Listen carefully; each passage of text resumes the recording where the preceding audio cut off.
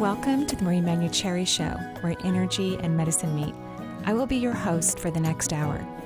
I have over 19 years of healthcare experience and began my career as an energy medicine practitioner while working as an oncology nurse at a Seattle area hospital. My skill in moving energy combined with my medical background have been a catalyst for change in many people's lives. I hope the next hour will be transformative for you as well. And welcome to the Marie Manuchehri Show. We are live here in kind of foggy Seattle, but it's so gorgeous outside. I don't even know what the temp is, but nobody needs a coat right now, which is unusual for this time of year. Remember, we layer around here. This is true. We're big layerers. Yeah, I already have my coat tied around my waist. See? Yeah, this is true. We do layer here. far, We it's have not to. Yes, we do. I always talk about the weather so that we can all get into the present moment. So you can look out at your window or your doorway or your car window or wherever you are you're listening so that you can become grounded and we can all be together, which of course today kind of leads beautifully into our guest. One of the lovely things I get to do on this show is interview people who I believe are on the leading edge of thought. Because, you know, my views don't have to be the only view in the world. And I think it's lovely to have different perceptions and unique ways of hearing information that could help propel someone to become more conscious and have more fun in their life, which is the goal, right? To enjoy life as long as we're here on Earth. And so today I'm interviewing Kevin Murphy. He's a former Wall Street managing director, high school and college wrestling champion, community activist, speaker, coach, and author.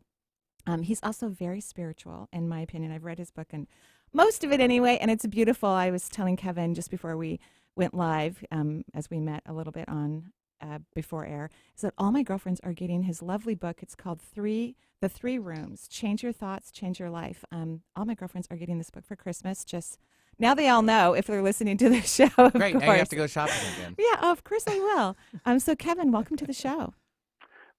Thank you very much. Thank you for having me on. Of course. So it says here in part of the bio here that you're actually interested in some opiate crisis intervention or some programs to help those with addictions, and that's what kind of led you on the path of spirituality. But I think there's a lot more to this story after reading your book that I bet you've been spiritual since the moment you were born. What do you think about that? I think there's a lot of truth to that. Yeah, I think you just have that natural, beautiful awareness that, some people just have more of a awakening at a very early time in their life than others, and they're all beautiful whenever anyone has that. If someone does or not, they're all beautiful whenever they occur. But that's true, right? There was an opiate crisis that you were helping with in some regard, and that led you down to maybe more of a conscious spiritual path. Is that how it occurred? Yeah, and I think you kind of hit on it. It might have been that I was on the spiritual path and then came across a couple of personal instances, in my life and close friends that had struggled with addiction. And so it led towards me getting much more involved with trying to raise awareness, of that. And we started a campaign called Wrestling Takes Down Drugs, using my wrestling background to try to address the opioid and heroin epidemic. But really, when you look deeper, I think there's, we all kind of suffer from addiction, and what we get addicted to is our thoughts and emotions. Yes. So moving, away from the drugs, it's really, why people take drugs is because they're not, let's say, not to generalize too much, but if you're not feeling really great, if you're feeling stress and feeling negative emotions, then you're more likely to take drugs to make yourself feel better, and it's only a short-term, fix. And so if we can keep coming back and addressing, the root cause, which is to feel better, which is really aligning with our own higher self or the divine within us, then we have much less need to take a chemical drug. Right, or those multiple glasses of wine each night. That's a drug, right? That's helping someone to stay detached from their consciousness, as you so beautifully stated. You also were inducted into the Hall of Fame for wrestling, which is lovely, in 2009. Congratulations to that. That's a big deal. Thank you very much. Yeah. So when you were writing the book, you split it up into three, these beautiful rooms: the present moment, the past, and the future. Because, as you know, most everyone is either in the past or the future. Very few people are sitting in the present room, right? That's true. And unfortunately, and I think more and more people understand that they should be in the present because we hear more and more things about mindfulness and living in the present and being in the now and all of that. So people understand it's really important to be in the present moment, but we just really don't do a very good job at it. And so the purpose of the three rooms is to try to help people keep Yeah. coming back and centering. So if you're thinking that things in the past are making you feel uncomfortable, then you're in the wrong room. You can Yeah. call it the past room. If you're Yeah, thinking in the future and worrying about things and making you feel anxious or stressed, you're in the wrong room. yeah, And I it's love it. I love this whole room thing because I can just hear, like maybe your ego or well, the interruption of your ego. You're saying, "Go to your room, go to the right room." Don't go, get out of that room. Go to the.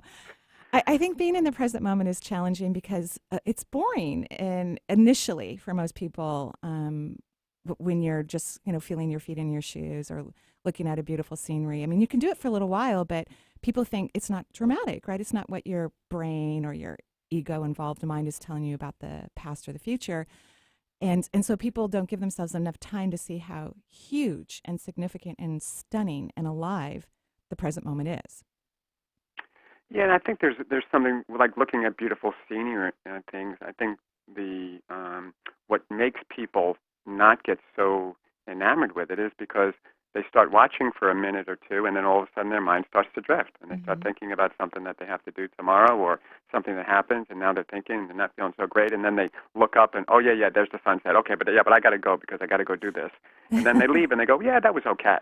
But if they Yeah. truly Yeah. sat there and absorbed the beauty of the nature that they were looking at Ah, without the absence of their thoughts pulling them away, either in the past or the future, or pulling them into a different realm, then that experience, the appreciation and the love and the beauty would just overwhelm them. yeah. And then it would be, wow, if you could do that for 15 minutes, and then what? Ah, We just say, wow, was that incredible? it is so incredible. I teach a lot in hotels, and one of the things I have fallen in love with over the years is the indoor-outdoor carpet that they put in the room that I'm teaching in because it is so alive with subatomic particles, and so many hundreds of thousands of people have walked on this carpet, and it has stories in it, and it's there. The present moment is in a completely gigantic universe, and I agree with you. If people would just spend 15 more minutes just kind of locked into it, then they would seek out those moments more often.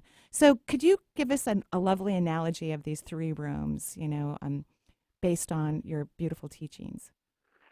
Sure, and I think as I mentioned, it's when you're thinking in the past realm, when your thoughts go to the past realm, it's when you're thinking about things that are causing negative emotions. That either you're angry about what someone did, or you feel guilty about something you did, or you're resentful about what someone else has. But anything about something from the past that is causing negative emotions.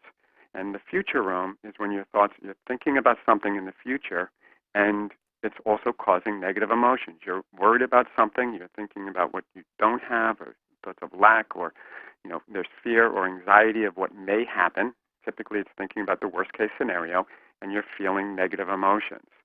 And so, in the present realm, that's when it's the absence of thoughts from the past or the future, and you're focused on the now, and Mm, you're feeling, you're feeling love and gratitude and yes. appreciation.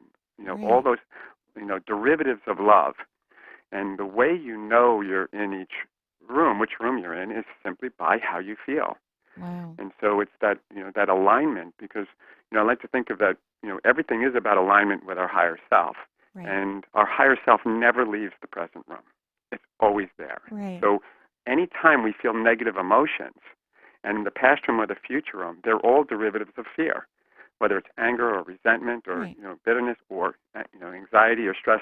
It's just think of it as derivatives of fear versus derivatives of love, and that's the way that we know that we've left Yeah, the present room, we left the because present room. Yeah, that's so great. which is separation, right? Yeah. Because if our higher self is always in the present room, Right. anytime we've left, we feel negative emotions because we've separated from our own higher self. When we come back in, we've realigned. Now we feel incredible. I always feel that fear and ego are synonymous, that whenever you're in a fearful thought, you've stepped into your ego or you're in alignment of this false information that's leading you down another path of more false information. And so you talk about in the book too how, the ego is the strongest, loudest voice in the room, I guess, or outside of the room, outside of the present moment room. And that eventually you get to this place where you hear it, but it's like white noise in a way. It's there. It's there, but you remind yourself often that, oh, that's just my ego, or that's just the fear, or that's the past room, or the future room, but I'm going to stay here in the present room. Yeah, I love that analogy or thought of just, the fear is similar to the ego. Because a lot of people, when they, words can be misconstrued. And when you talk about the ego, they're like, well, what is the ego? And is this like, Freud, or is this other things? So thinking the ego as fear-based thoughts is a wonderful analogy, because that's really all it is. Yeah. And so when you start to feel any kind of negative emotions, and that voice in your head that's telling you, can you believe what that person did? You better get back at them, or I'm so worried about what may happen. I know that's my ego, or that's my fear-based thoughts, and I need to come back in, and I need to listen to my own higher self. Whenever my mind does that, and of course it does, I just think it's adorable. Like when I hear this, whole rampage of fear, I think it's just the most adorable thing. And then I go, oh, well, that's interesting. Most of the time, not all the time, but most of the time, like, oh, that's interesting. That's my ego. And then I get curious about, I wonder what I'm really feeling, because we have a whole nother aspect of emotions that are accurate, aligned, and that beautiful higher self connection that most people are completely unaware of. And I love how you talked about every day is Halloween. Yeah. My favorite day, one of my favorite days of the year. But so every day is Halloween. Could you share more about that? Yeah, because we tend to be such a looks conscious society. We make judgments on people based on how they look, and it's really not fair to them. And the more we make judgments about how they look, we make judgments about our own selves, about how we look. And if we can look within and recognize the divine within each other person, so look beyond their physical body and their physical presence, and see and know that there's a higher self in them, inside them, even if they're not recognizing it, even if they're not acting in a way that's in alignment with their own higher self, but it's there, then you can start to see them for who they really are. But the key is, in order to be able to see someone else and recognize them for who they really are, for that divine within them, you have to recognize your own self for who you are and recognize the divine within you. And that's where it starts. And once you connect in line with your own higher self, then you can start to recognize that higher self. And so we can walk around, and sometimes I'll play games and just say, this is just Halloween. And, oh, look at that person. He's got a big nose. And, look, that's just a costume. And, oh, that's just a costume. And that's just a costume. And when you start to do that, you start smiling to yourself. Yeah. And I did this walking through Manhattan, just looking on the streets and going, wow, look at these are all just costumes. And then you really start to feel and wonder, wow, that person's inside. And when you see people that are really happy, you say, wow, that person's aligned with their higher self. And if you see someone frowning or yelling, and you go, well, that higher self is there, but they're just caught up in the costume. I love it. I think that's a beautiful way to describe it. And you're right. The higher self is constantly there. I mean, it's what I consider the bigger portion of our soul that is not here on Earth, because I think we'd all go a little cray-cray if our entire awareness was here on this planet. But we have access to it, and it's profound and interesting and beautiful and kind and loving, and everyone has it. So I just love your analogy. That's a beautiful way to describe it. So what are some recommendations? So let's say someone's stuck in the future room, which at least in my age group, a lot of people are thinking about retirement. And like, I hope to never retire personally. I just want to continue to do what I'm doing or other things like that. But people worry about retirement. Do I have enough money? Or is the stock market going to fall? Or all these interesting things that people are thinking about years before they even do that kind of thing. Or maybe people who are raising children are worried about, oh my gosh, what if my kid doesn't get into college? Or what if they never find their calling? Or what if we can't pay for college? Or all of these things. How do you, what's a great recommendation to help someone get out of the future room and back into the present? Well, once again, it's all being conscious of how you feel. And so there's a big difference between worrying and stressing about the future or creating your future.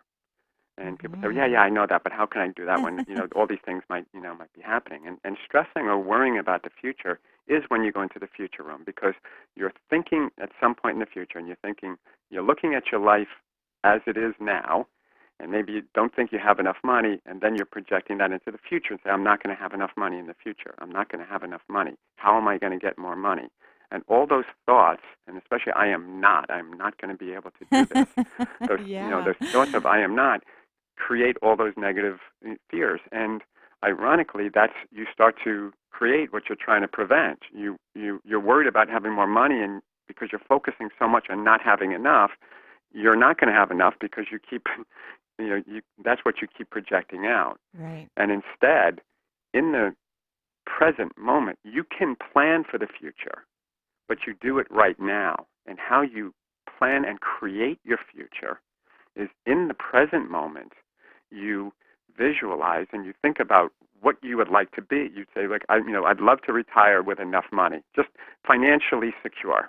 Mm-hmm. And then you start to think about how that feels to be financially secure. And wow, that's going to be great. And you just picture yourself sitting, in a rocking chair, not in a rocking chair like, you're 100 years old, but looking out at a beautiful setting maybe, or just on a front porch and just saying, wow, this is going to be great. This is what it feels like to just to be retired financially secure. Right. What a wonderful feeling. Maybe you're in Tuscany riding a bike, Correct. Right? You could be that. But it has to be within what you think is the realm of possibility. True. Like if you're thinking, well, I want to live in this huge castle, in Tuscany, but then I know I'm never going to be able to do that, so that's just a pipe dream. Then that doesn't help. And that's why I say just the feeling of being financially secure, that you can be comfortable in retirement, and just thinking that whatever it is you like to do, and maybe riding a bike, with your spouse or whatever, then focus on that. And then now you're thinking about your future with feeling good in the present moment about that vision. And now you start to attract into your life all the things that will be necessary to achieve that. Right. And it doesn't mean you don't have to do anything, but now you're being guided to do things, and you start to get these inspired ideas about that because you have this image of what you would like.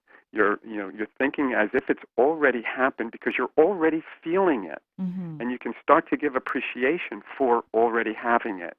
And that's where the difference of one word is. The first scenario was, I'm not going to be able to retire with enough money. I'm not going to be able to do this. And so we're defining who we are, which is I am, our awareness of being, and we're saying I am not. Right. And in the second scenario, and that's living in the future room. But when you're living in the present room, you're saying, I already am. I already am financially secure.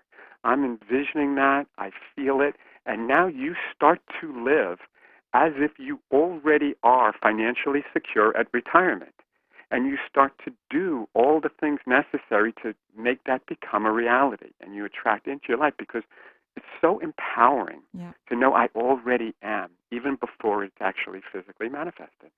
That is so beautiful. That was gorgeous. And so it's all about vibration and frequency.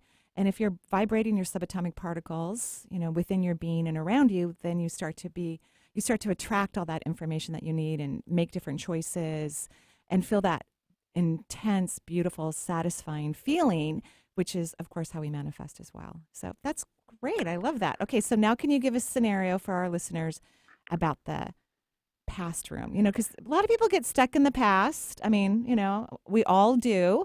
All that guilt and disappointment and all that lovely stuff. Sure, and I think from the past room, it's the guilt is a big thing, but usually it's something that someone else has done, and that we can't let it go. Right. And so every time we go back and we start thinking about that person or these things or an event that happened, we start to feel all these negative emotions. So once again, it starts with first being aware that you're not feeling comfortable. You're feeling these negative emotions. You're feeling angry about something, or you're resentful or something. You're saying, all right, I'm not feeling right. What is it about? Okay, because it's what this person did. And knowing that, okay, I need to let that go in order to come back into the present and feel good, because it keeps making me feel good, bad. And one of the biggest and most effective ways to leave the past room and come back into the present room is forgiveness. But everybody knows that's so important, and yet so many people struggle with it so deeply because they say, well, I'm a forgiving person, but this time they crossed the line. Yeah. And the problem is we all have different lines. Like, what line? Right. What line? But you have one line, and the other person has another line. And I have 20-year friends who don't talk to each other anymore for just some For ridiculous lines. argument they had. Yeah. And I say, like, really? You guys still don't talk? No, because they crossed the line. And these are people who go to church every Sunday. Mm-hmm. But I try to say, like, well, isn't that kind of the message Christ was trying to give? And they're no, but not this time. I'm a forgiving person. And so if you really want examples of forgiveness, is when you look at people who have suffered great hardship, and maybe someone, a loved one was, hit by a drunk driver or killed in some way, and you hear them say, you know what, I forgive them. Mm-hmm. And it would be so understandable to say, I want them to spend the rest of their life in jail. I'm never going to forgive them. But in that scenario, what happens? You think, okay, I'm getting that person back. But now every time you think of your loved one or that other person, you relive all those painful, negative emotions. But when you say, you know what, this was really bad, I let the law take it into its hands, but I forgive them, you've now just cut a cord and freed yourself to move back into the present. And now, when you think about your loved one again, which you will, you don't have all those negative emotions attached to it anymore, because you've cut it away with the forgiveness, and now you can think about the lovely experiences you have had with that loved one, and not what you've condemned this other person to have done. What I have found is the person that I think needs the most forgiveness is ourselves.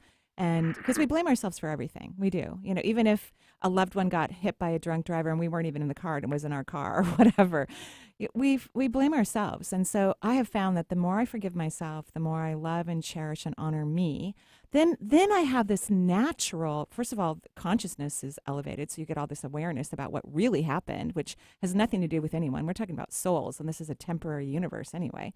The earth plane is a temporary place. And so as soon as we forgive ourselves, then we see this beautiful awareness and consciousness about whatever that thing was, whatever that line was, how powerful it was, how necessary it was, how it was stunning and delightful, and helped our soul to grow, our awareness to expand. So that's how I get to forgiving others, is really forgiving myself first.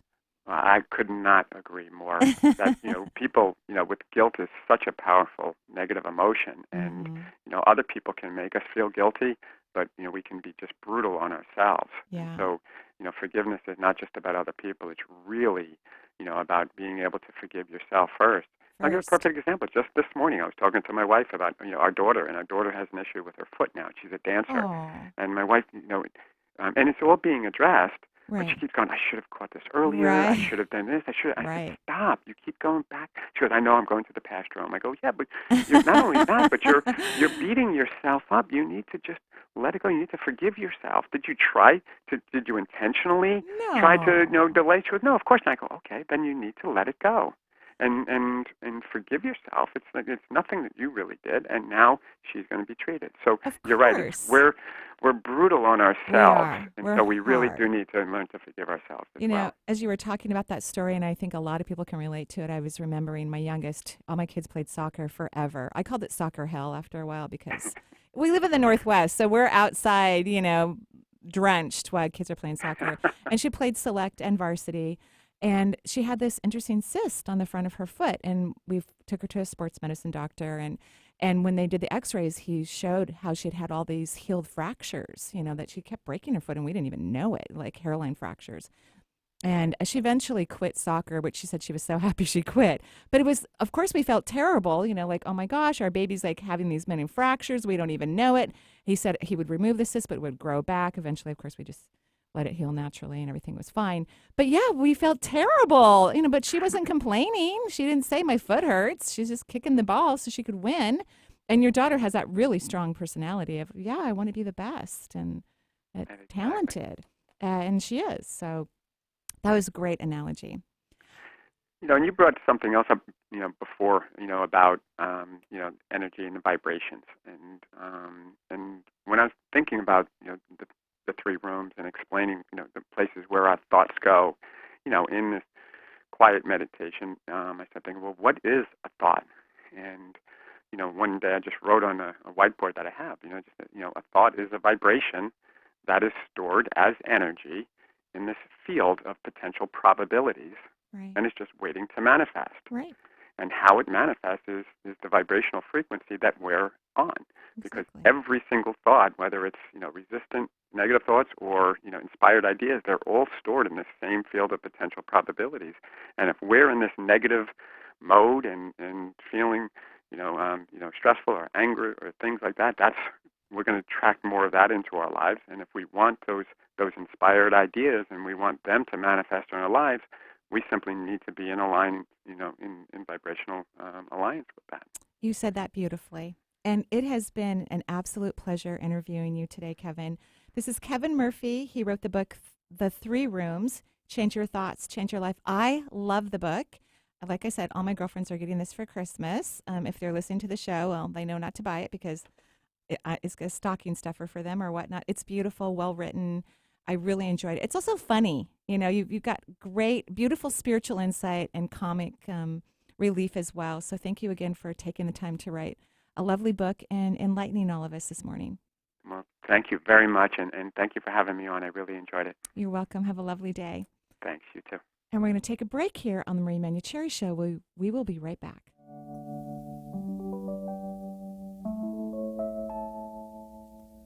Three, oh, it's the magic number. Yeah, it is. It's the magic number. Somewhere in that ancient mystic trinity, you'll get three. It's the magic number. Hi, this is Marie Manuchehri. Join me January 25th and 26th in 2019 at East West Bookshop. Friday night during the 90-minute workshop, I'll be talking about the energy of, money, so that we can all learn that everything is made out of subatomic particles, including your relationship with money. And once you begin to solidify, enjoy, and participate in the vibrational frequency of currency, you will then create a bond that is fulfilling and delicious for you. And then on Saturday, join me as we spend an entire day on creating wealth, the art of creating wealth, where you learn to fall in love with the whole aspect of this relational experience with wealth in your wonderful life. I can't wait for you to join me and learn about love and money and wealth. For more information, you can go to energyintuitive.com or eastwestbookshop.com. I'm a veteran. My victory was admitting I had PTSD and getting help.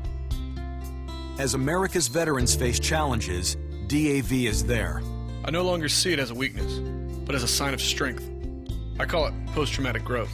DAV provides a lifetime of support, helping veterans of every generation get the benefits they've earned. I am a veteran. I lost both legs in Vietnam. Every year, DAV helps more than 1 million veterans so they can reach victories great and small. My victory was getting my benefits and a good education. I'm a veteran. When I got out, I felt like nowhere was safe. My victory was finding the help I needed. But there's more to be done and more victories to be won. Thanks to DAV, now I feel like I'm human again. Help support more victories for veterans. Go to DAV.org. On Friday, Mance and Mitchell welcome back paranormal author Garnet Schulhauser for a fascinating hour of metaphysical Q&A. On Saturday, Louisa Oakley Green joins us. She's the psychic bystander whose husband got her interested in the goings-on of the unseen world. Bringing you fascinating talk since 2007. We are Mance and Mitchell, Friday and Saturday mornings at 10 on Alternative Talk, AM 1150.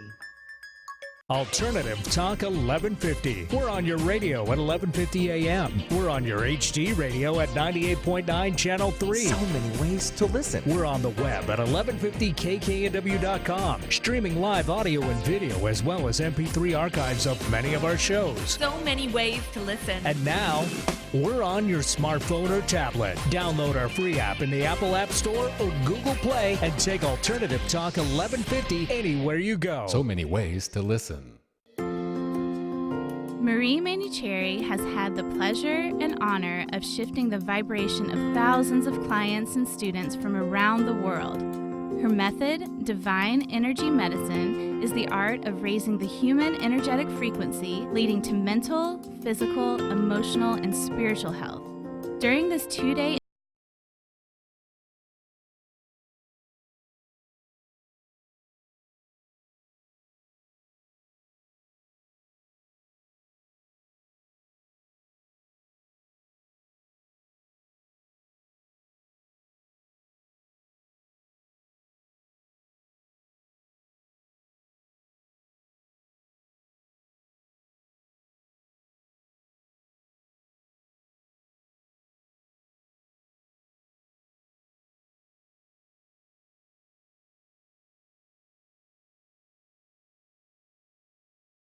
has never been this much fun. Alternative Talk 1150.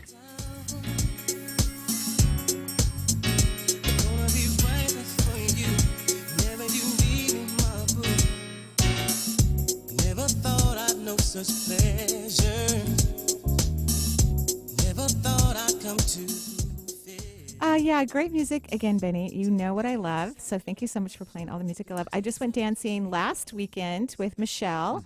Went to some live. Your little dancing partner? She's my dancing partner, yes. And it was funny because people do come up and ask me to dance. I'm like, no, I'm dancing with her. Her and only her. Yeah, sorry. Sorry, but, you know. That's funny. Yeah, and they're like, really? I'm like, yeah, sorry, you know. But I'm dancing with Michelle. We have moves we need to work like, on. we got to work on our technique. Exactly, yeah, right. Her husband is sleeping at home. We're dancing, you know, to R&B music in Kirkland. Yeah, it was really fun. I loved it.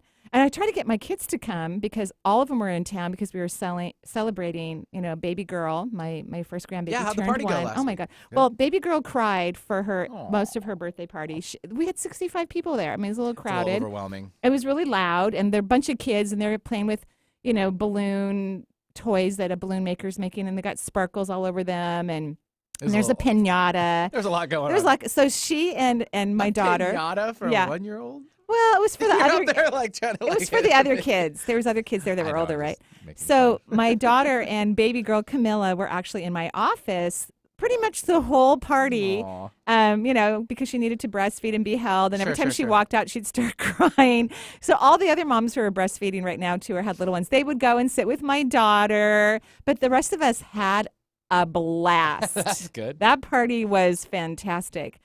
So all my kids were home. So I said, you know, Michelle and I are going out dancing, and my kids are like, well, what time are you going? We go 9. They go, Mom, we're tired at 9. I go, no, you take a nap, you take B vitamins, and then you're awake. And of course, we didn't even get to the club till 10 anyway, you know. But it was super fun. My kids did not come. It's like they're older than me now. What happened? They probably were sleeping. Yeah, they were. They were tired.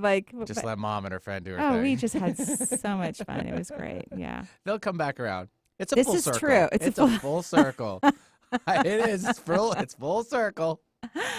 So we're taking your call here on the Marie Manuchehri Show. Who do we have? Yeah, well, let's give out the number just in case. 877-825-8828 is the number for the Marie Manuchehri Show. 877-825-8828. And we'll take Jessica calling in from Kirkland to start things off. Hello, Jessica. Hello, good morning. Good morning, Jessica. How are you? I'm fine, thank you. How are you? I just wanted to tell you thank you for the gifts that you share with the world. Oh, thank you so much, Jessica. You're very, very sweet. And thank you for all of your gifts. That's really kind of you. Oh, I it's appreciate true. that. Everyone is gifted, you know? It's very true. So what can I do for you?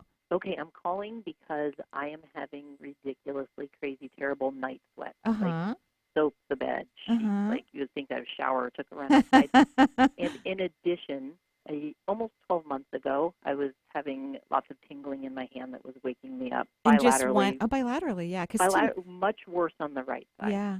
Went in, saw a neurologist, did EEG. They diagnosed me with carpal tunnel. I did what they said I should do. No, I don't think it's carpal tunnel. Okay, well, it's interesting. I went to go see a Chinese acupuncturist who said it was not carpal tunnel. No, And said I that think it it's had your to do with- heart chakra. Okay. So, but I'm glad you saw a Chinese person, and so you're doing what they're recommending, right? Yes. So I'm going to use a phrase, but I don't want you to look it up. Will you promise that you won't look it up? I promise. Okay, thank you. Because I, when you call into the show, when anyone calls in, Lisa answers the phone, my assistant, and she puts information into the reader board. I read, night sweats, hand tingling, and so I had an impression immediately. And so there's something that's called thoracic outlet disease. And again, do not look it up because you don't have the disease, but you have some of the symptoms of it. Okay. And so it's happening from an energetic perspective. This is all heart chakra related, and you have a significant leak in your heart chakra. Okay. So the heart chakra governs the hands all the way to the elbows. Isn't that interesting? Yes. So from the tip of your fingers to your elbow, your heart chakra governs that area because the hands, we have medium-sized chakras in each one of the hands, and the hands is actually how we help heal people, right?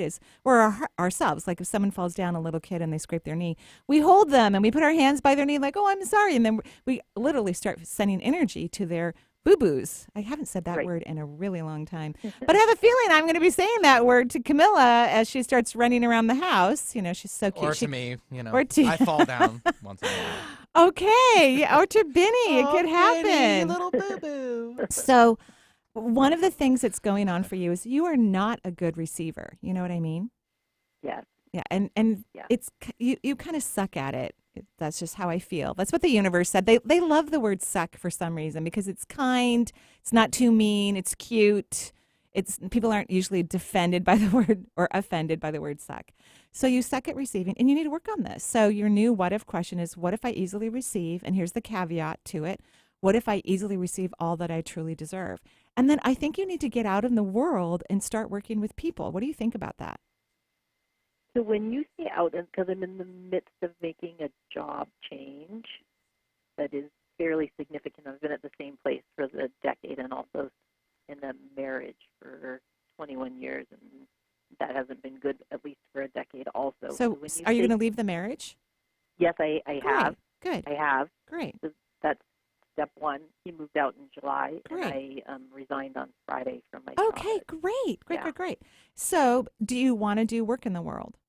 Yes. Okay, so I want you to, here's the deal, and this is also what Kevin Murphy was talking about, is that you don't have to know what's going to happen, but you do need to hold the vibration. So I want you to start holding the vibration that you've discovered your life's work, your talents, your gifts, your abilities to help others, whatever that is. And I don't like the words be of service. I just don't like them because to me it sounds more like we have to give up of ourselves and our own happiness and be of service. It feels very draining to me. I personally believe that people should do what brings them joy. And if that is working with others brings them joy, that should be the only reason why they're doing it.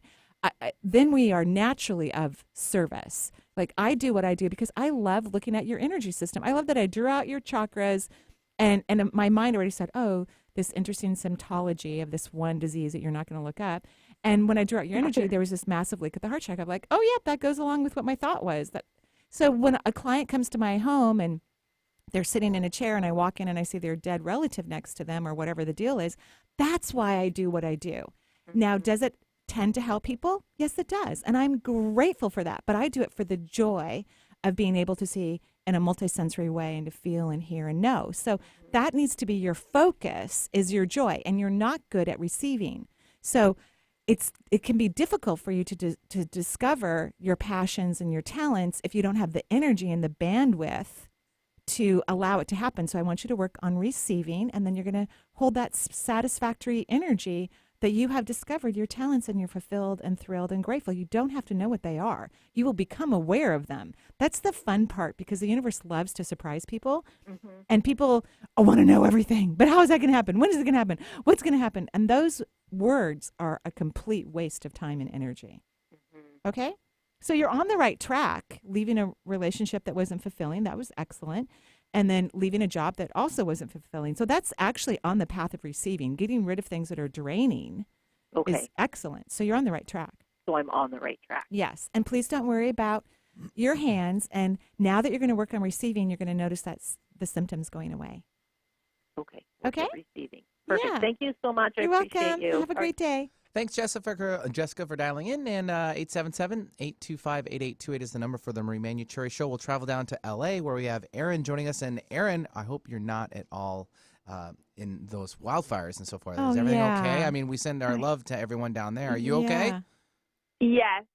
It's the air quality is really bad right now. We had that last summer with all of ours up here, too. Oh, yes. That is really hard because I had to stay inside. I couldn't garden. You know, I had to change the filter in my furnace multiple times. Yeah. So we're very sorry for that. We're very sorry for the whole thing for the entire area. Yeah. We truly me are. too. Yeah. So what can I do for you? Well, I feel like in some ways a lot of my questions have been answered. Yay. I love that. Because, just this has been so helpful. Good. That the person that you interviewed and then also the previous caller, I feel like answered a lot of my questions. But I guess if there's anything else maybe specific to my situation that comes up, I guess I'm kind of, I feel like I'm in a similar moment of just kind of regrouping. I sort of stepped in. Yes, exactly. I kind of stepped into the unknown. I kind of see like the past is very I don't know, it's very present in some ways. So I'm trying, and so there's a lot of like letting go that I've been doing, and then also sort of sitting in this sort of unknown place, which is uncomfortable. But the unknown is so much more powerful than people realize because it's like a blank canvas, right? Mm-hmm. And astrologically, although Lucy isn't on the show today, but I think she will be in the next couple of weeks, we're in a really profound moment right now with Venus going direct and Neptune doing something, because of course I'm not an astrologer, and the North Node moving into Cancer. So we have something very profound going on right now where really cool opportunities are expanding. Uranus moved back into Aries, so there's kind of a do-over with more understanding. But here's what, when it comes down to you, you are super psychic. Did you know this? A little, yeah. You're really, really, really intuitive, which is awesome and fun. And so what's happening is you're distracting yourself with all your thoughts. When you have this incredible, I drew out your third eye. It's stunning, beautiful, tons of energy moving into the back of the vortex. The front of it that's translated is just gorgeous and beautiful. I mean, obviously I'm saying really great words about your intuition, but you keep jumping over it. You go, ba, ba, ba, ba, ba, ba, ba, and you go back into your head and you think and analyze, and then your third eye shows you something and you jump over it again, and like, stop it. Stop it. What a waste of your time and energy. You're getting information. It's freeing for you. It's accurate. Stay in the awareness of your alignment to your higher self. Please stay there, because otherwise you just keep going backwards. So what's happening is you're having that moment, which is really freeing and beautiful and stunning and blah, blah, blah. And then you start thinking and analyzing, processing, and then you go back several steps, and then you get exhausted and worn out, and then you somehow get back to the present moment. Stop. Don't go back there. Just go, nurture yourself. When you start to roll back, just go, Erin, I love you. You're a stunning woman. Your intuition is phenomenal. And I just stop for a moment and love yourself, because that's what's going to help you to stay present. Self-love is the strongest healing, vibrational energy, I believe, that exists in the universe. Yeah. Okay? Yes. Thank you so All much. right. That's so helpful. You're welcome. Have a beautiful day in LA, and breathe nicely. That's right. Send our love and yes, all of our love to the entire area, and for those who are, their loved ones are missing, we are also sending love to all of you, and we of course pray for the outcome that they're all praying for. That's right. We'll hopefully we can let our water from the rain from we have move south. Yeah, although they're a little bit worried about mudslides now that the vegetation has been burnt down. Nothing to hold it. Right, which is what happened, I think, before in the area, right? There were some fires that destroyed more foliage, but not necessarily as many homes and as many lives. Yeah, it's, global warming has its unique experience. That's right. So who do we have next? Yeah, I'm having so much fun. Yeah, this is great. Jennifer from Hartford, Connecticut. Hi, Jennifer. Hi. Hi, Jennifer. How are you? I'm doing pretty well, thank you. How about you? I am lovely. Thank you for asking. What can I do for you? Well, last weekend I went into a near-death anaphylactic reaction, Oh, and I'm wow. hoping you can shed some insight into what might have caused the reaction. Huh. So you don't know what it was? No clue. I started last Wednesday, not yesterday, the week before, getting these hives. And normally when I get hives, which isn't that often, but I put zinc oxide in coconut oil, and I get them to go away. Mm-hmm. Mm-hmm. And did you have to go to the hospital? Did you need some epinephrine? well, yeah, and I didn't know that I was going into anaphylaxis. Wow. I thought I was having an asthma attack, and I drove myself to the walk-in. Oh, so now you're not going to do that anymore. Just because the guy at the desk recognized that I was going into it, and he immediately that's his job. told the nurse. That's his job. So do you have an EpiPen now? Yeah. Okay. So that part's good. Here's the reason why it's hard for me to tell. I don't think it's food related, by the way. I think it's environmental. No, I don't think so either. Right? Which is interesting. But you are, and you can disagree with me if you've ever listened to the show before. I tell this to everyone or most people. You can disagree with me. You are a little bit of a hypochondriac. You know that, right? You have a lot of fear about health. I'm going to word it differently. You have fears about health and wellness. You worry. Would you agree? Well, I think that anyone who's had life-threatening problems tends to try to be on top of it. Well, I'm not talking about the recent go to the hospital, anaphylactic thing. I'm just saying overall, you have fear about your body not being well. And unfortunately, this fear is attracting more issues for you. So even though you have every logical reason to be afraid, and you have an EpiPen, which is awesome now, that's excellent, you're going to have to work on unraveling that belief system and start vibrating in positive energy so that you will not attract any more things that are going to come out of the blue and create more issues for you that are life-threatening. So this is the interesting conundrum that a lot of people have when they're manifesting and creating, they want to change their reality. In your case, it's your health. Someone, it might be their bank account, it might be their love life, it might be their child, whatever the deal is.